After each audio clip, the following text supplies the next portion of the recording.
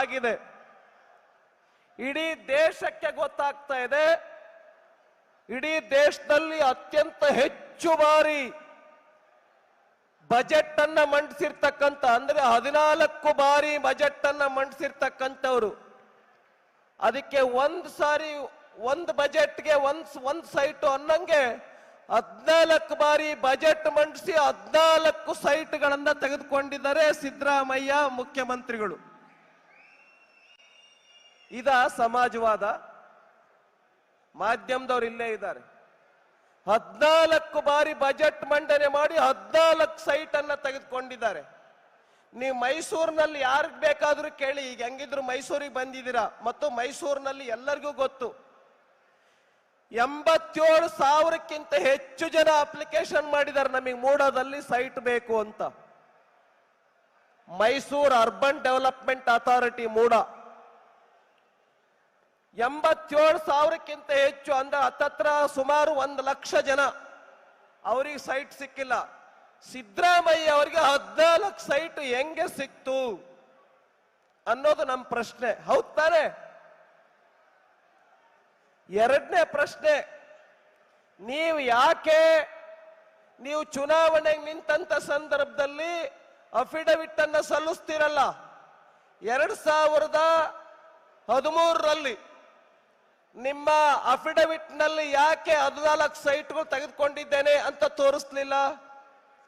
ಯಾಕೆ 3 ಎಕರೆ 16 ಗುಂಟೆ ಜಮೀನು ಬಗ್ಗೆ ಎಷ್ಟು ಬೆಲೆ ಬಾಳುತ್ತೆ ಅನ್ನುವಂಥದ್ದನ್ನ ಅಮೌಂಟ್ ಅನ್ನ ತೋರಿಸ್ಲಿಲ್ಲ? ಈ ಪ್ರಶ್ನೆ ಕೇಳಬೇಕೋ ಕೇಳಬಾರ್ದು? ಕೇಳಬೇಕು ಅನ್ನೋರು ಸ್ವಲ್ಪ ಕೈ ಮೇಲೆ ಮಾಡಿ. ಕೇಳಬೇಕು. ಯಾವುದ್ರಲ್ಲಿ ಕೇಳಬೇಕು? ನಿಮ್ಮ ಸೋಷಿಯಲ್ ಮೀಡಿಯಾದಲ್ಲಿ ಕೇಳಬೇಕು ದಯವಿಟ್ಟು. ಆದ್ರಿಂದ ನಾನು ಸಿದ್ದರಾಮಯ್ಯ ಅವರಿಗೆ ಕೇಳೋದಕ್ಕೆ ಬಯಸ್ತೇನೆ, ಅದು ಕಣ್ತಪ್ಪಿನಿಂದ ತಪ್ಪು ಹೋಗ್ಬಿಟ್ಟಿದೆಯಂತೆ. ಯಾವ್ದ್ರಿಂದ ತಪ್ಪೋಗಿದೆ? ಅಫಿಡವಿಟ್ ನಲ್ಲಿ ಬರೆಯೋದನ್ನ ಕಣ್ತಪ್ಪಿನಿಂದ ತಪ್ಪು ಹೋಗ್ಬಿಟ್ಟಿದೆ. ಆದ್ರಿಂದ ಬಂಧುಗಳೇ, ಇವರು ಸಮಾಜವಾದಿ ಅಲ್ಲ, ಮಜಾವಾದಿ ಅನ್ನೋದನ್ನ ನಾವೆಲ್ಲರೂ ಕೂಡ ಅರ್ಥ ಮಾಡಿಕೊಳ್ಬೇಕು. ಇವರು ಸಮಾಜವಾದಿ ಅಲ್ಲ, ಮಜಾವಾದಿ. ನಾನೊಂದು 2 ಅಂಶ ಹೇಳಿ ನನ್ನ ಭಾಷಣ ಮುಗಿಸ್ತೇನೆ. ಈಗ ಹೇಳ್ತಾ ಇದ್ದಾರೆ ಅವರು 14 ಸೈಟ್ ಅನ್ನು ವಾಪಸ್ ಕೊಟ್ಟು ಬಿಡ್ತೀನಿ, ಬೇಕಾದ್ರೆ ಕೋರ್ಟ್ ನಲ್ಲಿ ಸಿಗೋದಾದ್ರೆ ನನಗೆ 14 ಸೈಟ್ ಸಿಗಲಿ ಅಂತ ಹೇಳ್ತಾ ಇದ್ದಾರಲ್ವಾ? ನಾನು ಸಿದ್ದರಾಮಯ್ಯ ಅವ್ರಿಗೆ ಕೇಳ್ತೀನಿ, ನೀವು ಮುಂಚೆ ಯಾವ್ದೋ ಒಂದು ವಾಚ್ ಗಿಫ್ಟ್ ಬಂದಿತ್ತಲ್ಲ ನಿಮಗೆ, ಹ್ಯೂಬ್ಲಾ ವಾಚ್, ಆ ವಾಚನ್ನು ಕೂಡ ವಾಪಸ್ ಕೊಟ್ರಿ. ಆವಾಗೂ ಕೂಡ ನೀವು ತಪ್ಪು ಮಾಡಿದ್ರಿ. ಈಗ ಏನ್ ಮಾಡ್ತಾ ಇದ್ರಿ? 14 ಸೈಟ್ ವಾಪಸ್ ಕೊಡ್ತೀವಿ ಅಂತ ಹೇಳ್ತಾ ಇದ್ರಿ. ಅಂದ್ರೆ ನೀವು ಮಾಡಿರ್ತಕ್ಕಂಥ ಕರಪ್ಷನ್ ಜನಕ್ಕೆ ಗೊತ್ತಾದ ತಕ್ಷಣನೇ ವಾಪಸ್ ಕೊಡ್ತೀನಿ ಅಂತ. ಏನಂದ್ರೆ ಗೊತ್ತಾದ್ರೆ ವಾಪಸ್ ಕೊಡೋ ಅಂತ ಪ್ರಾಮಾಣಿಕರು ಇವರು. ಗೊತ್ತಾಗದೆ ಇದ್ರೆ ಹಂಗೆ ಇಟ್ಕೊಳ್ತಕ್ಕಂಥ ಭ್ರಷ್ಟಾಚಾರಿ. ಒಂಥರ ಸಿದ್ದರಾಮಯ್ಯಂದು ಹೊಸ ರೀತಿ ಭ್ರಷ್ಟಾಚಾರ. ಜನಕ್ಕೆ ಗೊತ್ತಾದ್ರೆ ವಾಪಸ್ ಕೊಡೋದು, ಗೊತ್ತಾಗದೆ ಇದ್ರೆ ಹಂಗೆ ಇಟ್ಕೊಳ್ಳೋದು. ಇವ್ರು ಎಂತ ಬ್ರಹ್ಮ ರಾಕ್ಷಸ ಭ್ರಷ್ಟಾಚಾರಿ ಅಂತಂದ್ರೆ, ಇವ್ರು ಸುತ್ತಮುತ್ತ ಇರ್ತಕ್ಕಂಥವರೆಲ್ಲ 100 ಕೋಟಿ 1000 ಕೋಟಿ ಬ್ರಹ್ಮಾಂಡ ಭ್ರಷ್ಟಾಚಾರ ಮಾಡ್ತಕ್ಕಂಥ ಮಂತ್ರಿಗಳನ್ನೇ ಇಟ್ಕೊಂಡಿರ್ತಕ್ಕಂಥವ್ರು. ಒಂದ್ ರೀತಿ ಈ ಸರ್ಕಾರ ಹೆಂಗಿದೆ ಅಂತ ಹೇಳಿದ್ರೆ ಬ್ರಹ್ಮ ರಾಕ್ಷಸ ಈ ಸರ್ಕಾರ. ರೈತರು ಆತ್ಮಹತ್ಯೆ ಮಾಡ್ಕೊಂಡ್ರೆ ಕಿವಿ ಕೇಳಲ್ಲ, ಕಣ್ ಕಾಣಲ್ಲ, ಕಿವಿ ಕೇಳಲ್ಲ.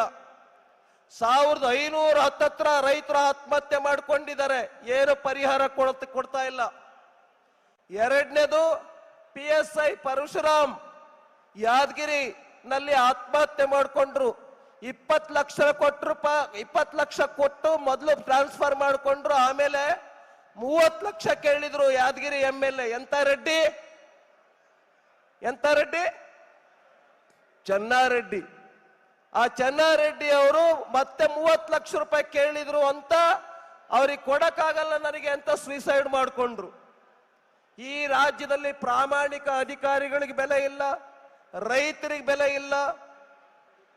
ಇನ್ನು ಇವ್ರು ಹೆಂಗೆ ಅಂತ ಹೇಳಿದ್ರೆ ಹೊಸ ರೀತಿಯ ಭ್ರಷ್ಟಾಚಾರಿ ಸಿದ್ದರಾಮಯ್ಯ ಅವರು.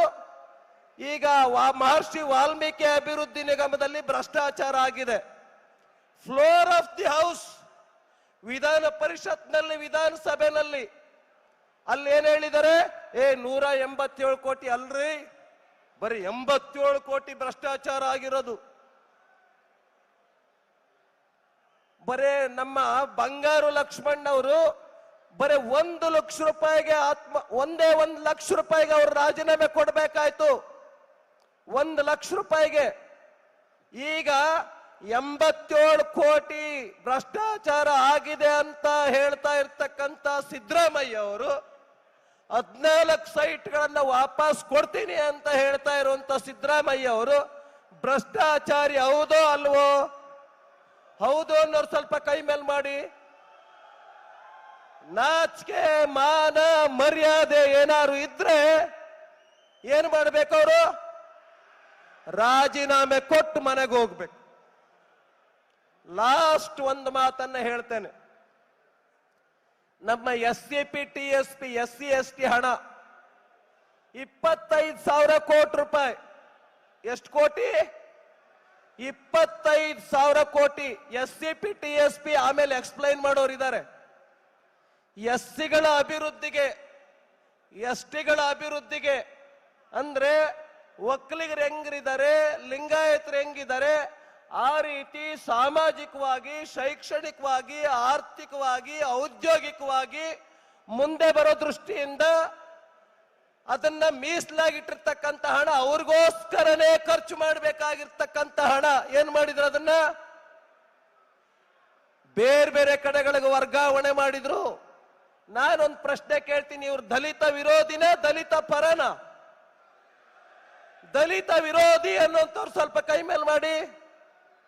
ಬರೇ ದಲಿತರ ಪರ, ಸಂವಿಧಾನದ ಪರ, ಸಮಾಜದ ಪರ ಅಂತ ಹೇಳ್ತಾ ಇರ್ತಕ್ಕಂಥ ಬ್ರಹ್ಮ ರಾಕ್ಷಸ ಭ್ರಷ್ಟಾಚಾರಿ ಇವರು. ಹಾಗಾಗಿ ಇವರನ್ನ ಅಧಿಕಾರಕ್ಕೆ ಇಳಿಸುವಂತ ದೃಷ್ಟಿಯಿಂದ ನಮ್ಮ ಏನ್ ಪಾದಯಾತ್ರೆ ಏನಿದೆ ಇದು ಅತ್ಯಂತ ಯಶಸ್ವಿಯಾಗಿದೆ. ಯಾಕೆ ಅಂತ ಹೇಳಿದ್ರೆ, ನೀವು 14 ಸೈಟ್ಗಳನ್ನು ವಾಪಸ್ ಕೊಡ್ತೀನಿ ಅಂತ ಏನ್ ಹೇಳ್ತಾ ಇದ್ದೀರಲ್ಲ, ಇದೇ ನಮ್ಮ ಯಶಸ್ಸು, ಇದೇ ನಮ್ಮ ಯಶಸ್ಸು. ಇಲ್ಲ ಅಂತ ಹೇಳಿದ್ರೆ ನೀವು